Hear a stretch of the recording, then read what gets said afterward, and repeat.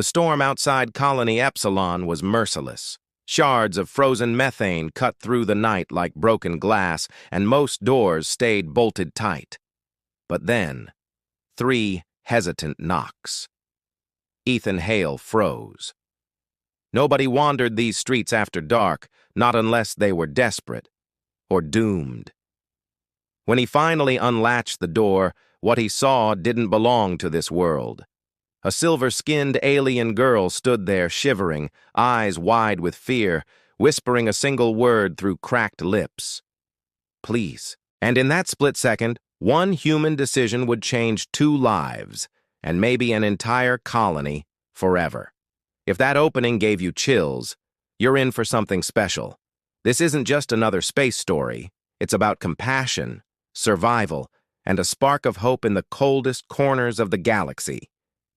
So before we dive in, tap that like button, subscribe if you love gripping HFY Sci-Fi, and share this with a friend who'd take someone in on a stormy night. All right? Ready? Let's break this story down. Ethan Hale never liked nights like this. The wind outside Colony Epsilon screamed against the metal domes, a sound that felt less like weather and more like the planet itself warning everyone to stay inside. He had just sealed his repair shop when it happened. 3 soft knocks, not the frantic pounding of raiders, not the heavy thud of patrol. Tap, tap, tap. He froze. Who would be out here? Nobody wandered after curfew unless they were desperate or had a death wish. He almost ignored it, but then it came again, weaker this time. Against his better judgment, Ethan unlatched the door. She stood there, barely upright. Her skin shimmered silver beneath the dim lights, etched with faint glowing lines that flickered like a dying lantern. Ragged clothes clung to her trembling frame. Her enormous dark eyes locked onto his, full of fear and exhaustion. "Please," she whispered, her voice cracking like brittle glass. For a heartbeat, Ethan hesitated. Resources were tight. Strangers meant risk. But as he watched frost cling to her hands, something inside him cracked. With a tired sigh, he stepped aside. "Come in," he muttered, "before you freeze solid." The alien girl stumbled across the threshold, and Ethan's quiet life tilted forever. Inside, the storm faded to a distant howl. Ethan sealed the door and grabbed a thermal blanket from the storage chest. He wrapped it around the girl's narrow shoulders and set a heating coil nearby. For a while, she just sat there, silent, shivering, eyes reflecting the warm glow like dark mirrors. Finally, in a thin voice, she said, "Thank you." Ethan crouched down.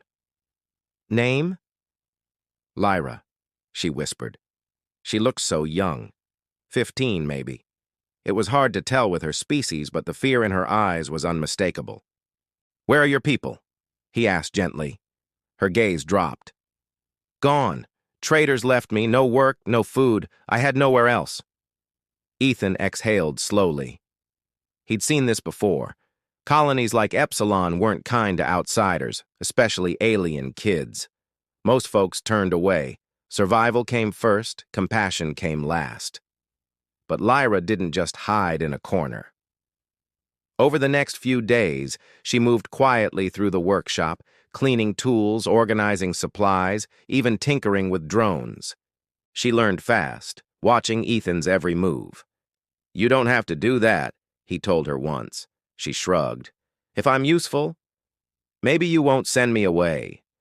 Ethan paused, unexpectedly moved. "Kid, I didn't bring you in to throw you back out." Word traveled fast in Colony Epsilon. Shelter an alien, and suddenly every neighbor had an opinion. Some muttered about wasted rations, others about danger. Strangers weren't welcome, especially not silver-skinned ones. One evening, Ethan stepped outside the workshop and found 2 men blocking his path. "She's not your problem, Hale," one sneered. "Best thing you can do is send her packing. Less mouths, less risk." "She's just a kid," Ethan snapped. "Not our kind," the other replied coldly. "Not worth saving." Ethan's jaw tightened. "Funny thing about being human," he muttered under his breath. "Compassion isn't a luxury, it's what makes you more than survival instincts." "She stays," he said firmly. The men spat curses but eventually backed off. Back inside, Lyra's eyes widened. "They'll hurt you because of me," she whispered. "Let them try," Ethan said, his tone softening. "I've faced worse than bullies." Then, as if testing the colony's patience, the lights flickered. A blackout spread like a shadow through the streets, systems failing, alarms wailing. Panic rippled through the settlement. Ethan's workshop became a refuge. Families crowded in, shivering, uncertain. And Lyra, small, fragile, glowing faintly, moved among them. Singing soft melodies, she calmed the children, weaving her light into the darkness. Even in fear, she had courage. Even when the colony doubted her, she refused to hide. The blackout worsened. Cold air seeped through cracks, and the hum of failing systems made the settlement feel alive with tension. Ethan barked orders where he could, but even he couldn't fix everything alone. That's when Lyra acted. Her small frame slipped into vents, crawling like a shadow through the colony's inner workings. Guided by Ethan's voice, she patched coolant lines, rerouted emergency circuits, and quietly prevented several disasters from spiraling out of control. Meanwhile, in the workshop, her glow illuminated frightened faces. Children clung to her silver hands, mesmerized by the gentle patterns dancing across the walls. Adults whispered in awe, realizing the alien girl they once doubted was saving them. By the time the lights flickered back on, the once skeptical neighbors were silent, staring at her with wide eyes. "She saved us," one muttered. Ethan gave a rare, quiet smile. "See," he said softly, "you're more than just useful. You're brave." Lyra's faint glow brightened in response, like hope taking root. For the first time, the colony didn't see a stranger. They saw a savior, a reminder that even in a harsh world, one act of courage can ignite change. And for Ethan, he realized that letting her in wasn't just compassion, it was destiny. Spring came late to Colony Epsilon, but when the storms eased, so did the hostility. Lyra was no longer just the alien girl at Ethan's door, she was a part of the community. Her soft glow filled homes. Her lilting songs brought warmth to families, and her quiet bravery became legend. Ethan often watched her from the workshop doorway, marveling at how someone so small could carry so much light. "You didn't just survive," he said one evening. "You changed everything." Lyra smiled, faintly glowing. "We changed each other," she whispered. The colony had learned something too. Compassion wasn't weakness.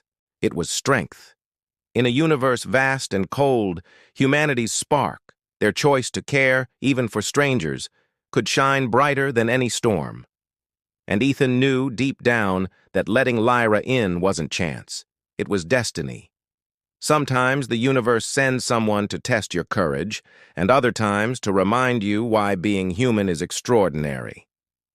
If you felt that chill turn to warmth as Ethan, and Lyra's story unfolded, remember, HFY stories aren't just about humans facing the unknown. They're about humanity itself. Choosing empathy, courage, and connection can change lives in ways you never imagined. If you enjoyed this story, hit like, subscribe for more HFY Sci-Fi tales, and share it with friends who love seeing humanity shine in the darkest corners of the galaxy. Which part of Lyra's journey inspired you the most? Comment below. We'd love to hear.